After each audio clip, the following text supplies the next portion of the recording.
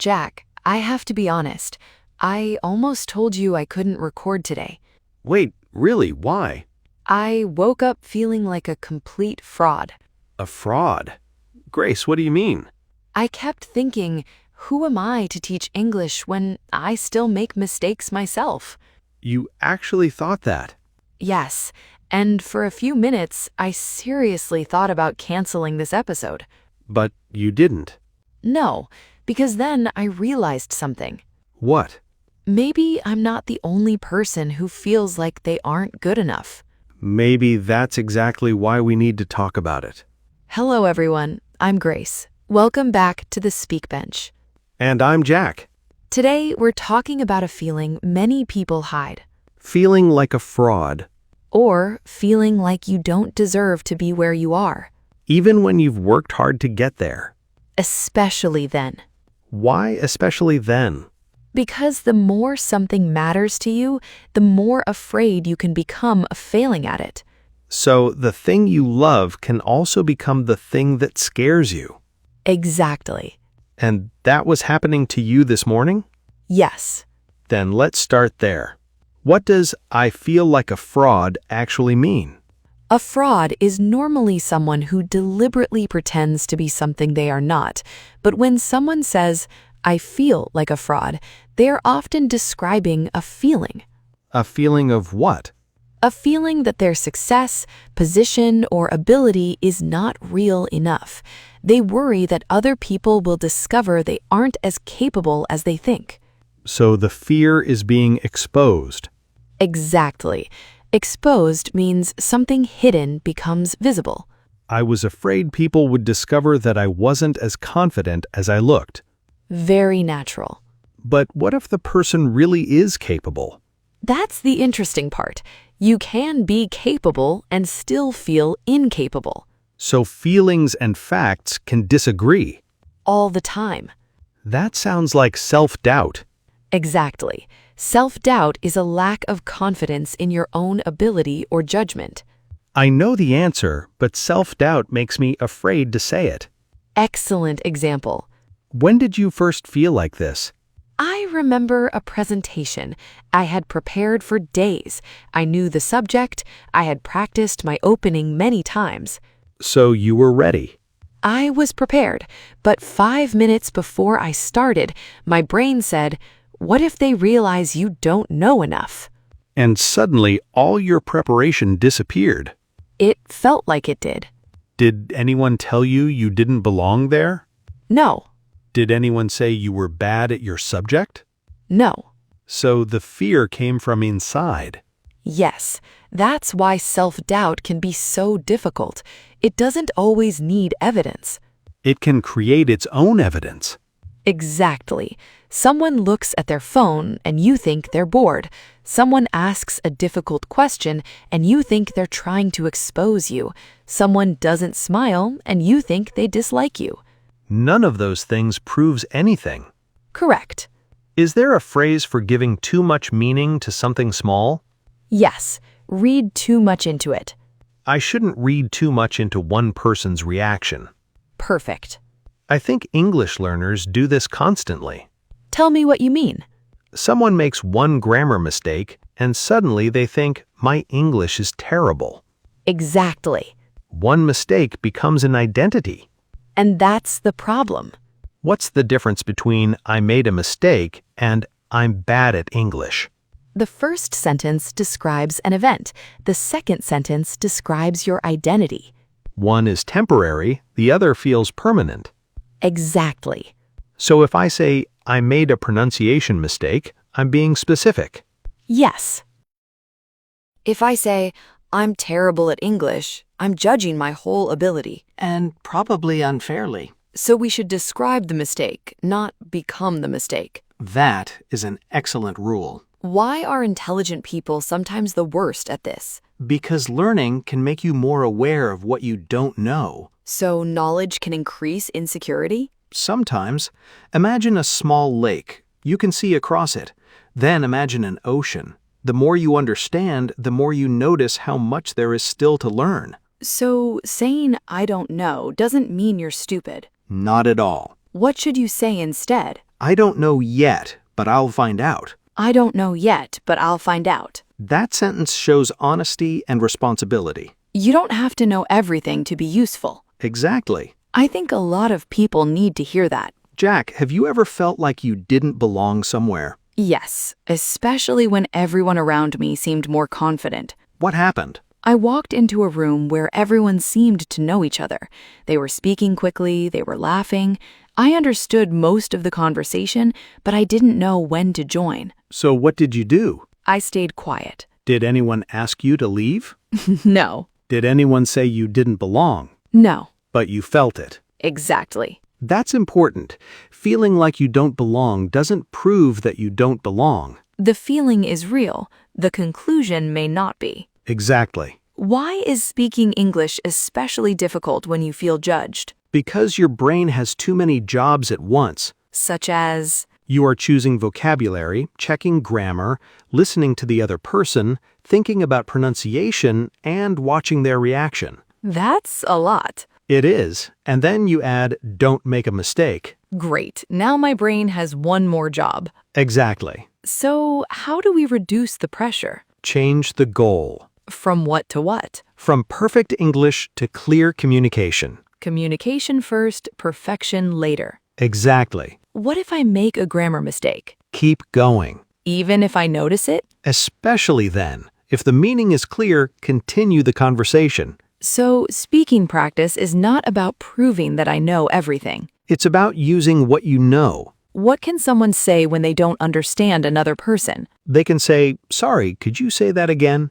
Sorry, could you say that again? Or, could you speak a little more slowly? Could you speak a little more slowly? Or, I'm not sure I understood. Do you mean... I'm not sure I understood. Do you mean... Perfect. Asking for clarification is not embarrassing. No, it's a communication skill. That's useful. And it gives you time to think. Let's talk about criticism. Good idea. I think criticism can make self-doubt much worse. It can, especially if you already believe you're not good enough. How should we handle it? First, separate useful criticism from personal rejection. What's useful criticism? Specific feedback that tells you what you can improve. Your pronunciation of this word needs work. That's useful. And personal rejection? You're terrible. That doesn't tell you what to improve. So one gives information, the other gives pain. Exactly. What should we ask ourselves when someone criticizes us? Ask, is it specific?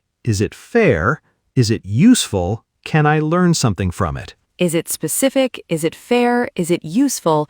Good. If the answer is no, I don't have to build my identity around that comment. Exactly. Grace, did you finish that presentation successfully? I survived it. That's not the same thing. Fine. Yes, it went well. Did you feel confident afterward? Honestly, not immediately. I was mostly relieved. That's honest. But something changed. I realized confidence didn't have to come before action. Action could come first, Yes, and confidence could come later. exactly. That's different from saying, just be confident. Much different. What did you learn? I learned that nervousness is not proof that I am unprepared. What is it proof of? Sometimes it's simply proof that I care. That's a good point. When something matters, your body reacts. So, a fast heartbeat doesn't automatically mean I can't do this. Right. It can mean this matters to me. That's a much kinder interpretation. And sometimes a more accurate one. Can we give listeners 3 practical steps? Absolutely. Step 1. Name the fear. Instead of just saying, I feel bad. Yes, say what you're actually afraid of. I'm afraid people will think my English is weak. Good. Can we give listeners 3 practical steps? Absolutely. Step 1. Name the fear. Instead of just saying, I feel bad. Yes, say what you're actually afraid of. I'm afraid people will think my English is weak. Good. Step 2. Separate facts from assumptions. Fact, I made one mistake. Good. Assumption, everyone thinks I'm terrible. Exactly. Step 3. Do the smallest, bravest thing. Give us examples. Speak one sentence. Ask one question. Record one video. Apply for one opportunity. Start one conversation. Don't try to become fearless first. No, act while you're still nervous. That's real courage. What about people who compare themselves to someone who is already fluent? Remember that you are comparing different stages. You see their result, not their process. Exactly. You see their confident conversation. You don't see the years of mistakes behind it. Right. You see chapter 20 and compare it with your chapter 2. That's why comparison can create a false sense of failure. So what should I compare instead? Compare yourself with your previous self. Am I better than I was 3 months ago? Exactly. Did I learn more? Did I speak more? Did I become less afraid? Those are better questions. Let's talk about the phrase, I don't feel qualified. Qualified means having the skills, training, or experience needed for something. I don't feel qualified to lead this meeting. Good. But maybe I am qualified and simply nervous. Exactly. So we should ask, am I actually unqualified or do I just feel unqualified? Excellent question. Feeling unqualified doesn't prove that I am unqualified. Correct. What about I deserve this? To deserve something means that it is appropriate for you because of your actions, qualities, or circumstances. Sometimes I don't feel like I deserve my success. That is a common form of self-doubt. Maybe I need to learn to accept good things without immediately questioning them. Yes, Can I admit something else? of course. Sometimes I feel more comfortable helping someone else with English than speaking English myself. Why? Because when I'm helping, I don't feel like I'm being tested. That makes sense. But when someone looks directly at me and waits for my answer, I suddenly feel exposed. That's the fear of being judged. Yes. And you know what? You don't have to remove that fear before you speak. I don't? No, you can carry the fear and speak anyway. Carry the fear. Yes, let it sit beside you. It doesn't get to drive. I like that. Jack, what would you say to someone who has been waiting for permission to begin? I'd say stop waiting for the perfect feeling. Why? Because sometimes the feeling never arrives before the action. Exactly. You can begin nervous. You can begin uncertain. You can begin with imperfect English. And you can improve while you're moving. Yes. That's what I had to learn this morning. What did you do when you wanted to cancel? I made coffee, I sat down, I looked at the script, and I decided to record the first sentence. Just the first sentence. Just the first sentence. And now we're here. Now we're here. Let's do a quick English practice round. Let's go. Clear. I feel like a fraud. I sometimes feel like a fraud when I make a mistake in front of other people. Good. Encouraging. I don't feel qualified. Natural. Practicing. I don't feel qualified yet, but I'm willing to learn. Warm. Excellent. Encouraging. I don't feel like I belong. Natural. Practicing. I didn't feel like I belonged at first, but now I'm more comfortable. Approving. Perfect. Encouraging. Read too much into it. Natural. Practicing. I shouldn't read too much into one person's reaction. Warm. Great. Encouraging. Speak up. I'm going to speak up, even if my English isn't perfect. That's the one. Hold back. I used to hold back, but now I'm trying to participate. Good. Keep showing up. I'm not perfect, but I'll keep showing up. Beautiful. Jack, do you think I was really a fraud this morning? No, Why not? because you were afraid. That's different. So fear doesn't make me fake. No, it makes you human. And making mistakes doesn't make me a bad teacher. No, it makes you a teacher who is still learning. I needed to hear that. Maybe someone listening needs to hear it too. If you are learning English and you feel like you don't belong, listen carefully. You are allowed to pause. You are allowed to forget a word. You are allowed to ask someone to repeat themselves. You are allowed to make grammar mistakes. You are allowed to have an accent. You are allowed to sound like a learner while you are learning. You don't need perfect English to deserve a place in the conversation. You just need to enter it. One sentence at a time. One mistake at a time. One brave moment at a time. And one day you'll look back and realize you were never a fraud. You were simply learning. And learning always looks imperfect from the inside. So keep going. Keep speaking. Keep showing up. I'm Grace. I'm Jack. This is the Speak Bench. Real conversations, real English, real life. And if you ever feel like a fraud, remember, feeling like one is not the same as being one. Keep learning, keep speaking, keep showing up. Goodbye. See you next time. Let's go deeper. What happens when someone gets praise but still can't believe it? They may think the praise is luck, Or timing? or someone else helped them. And what happens when they receive criticism? They treat it as proof. Exactly. Success gets explained away, but failure gets taken personally. That's a terrible mental system. It is. So we need a fairer system. What would a fair system look like? Give success the same honesty you give failure. If I made a mistake, I can admit it. If I did something well, I can admit that too. Exactly. Without feeling arrogant. Confidence is not arrogance. Arrogance says, I'm better than everyone. Confidence says, I can handle being imperfect. That's a useful definition. So keep it. What if someone says, you got lucky? Maybe luck played a part. Luck and effort can exist together. So I don't have to choose between I worked hard and I got lucky. Exactly. What if they say anyone could do that? Maybe, but you did it. That's simple. Sometimes simple truths are the hardest to accept. Especially when you're used to minimizing yourself. Minimizing yourself. It means making your achievements seem smaller than they are. I always minimize my progress. Very natural. Maybe I need to stop doing that. Maybe you do. What about the phrase, I got lucky? It can be honest, but sometimes people use it to avoid accepting their own ability. So if I worked for years and finally succeeded, calling the whole thing luck might be unfair to myself. Exactly. I can acknowledge luck without deleting my effort. That's a healthy way to look at it. And what about failure?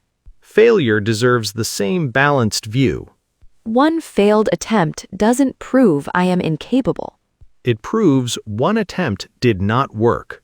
That's a much smaller statement. And a much more useful one. Can we talk about job interviews? Definitely. That's where many people feel like frauds. Because the interview creates a very clear moment of judgment. You sit across from someone who is deciding whether you're good enough. But remember, they are not deciding your value as a human being. They're deciding whether the current role is a match. That's different. Very different. So rejection doesn't automatically mean I'm not good enough. Correct. So it can mean this wasn't the right match at this time. Exactly. That would make rejection easier to survive. It doesn't make it painless. It makes it understandable. What about students? Students often feel pressure because they think everyone else is progressing faster. Especially in language learning. Yes, one person speaks fluently, another person understands movies, another person has a huge vocabulary. And you think, why can't I do that? Exactly. What should they measure instead? Measure specific skills. Such as? Can I understand more than last month? Can I speak for 1 minute longer? Can I explain an idea without translating every sentence? Can I understand a new accent? Those are real measures. And real measures create real progress. Instead of one giant question, am I good at English? Exactly.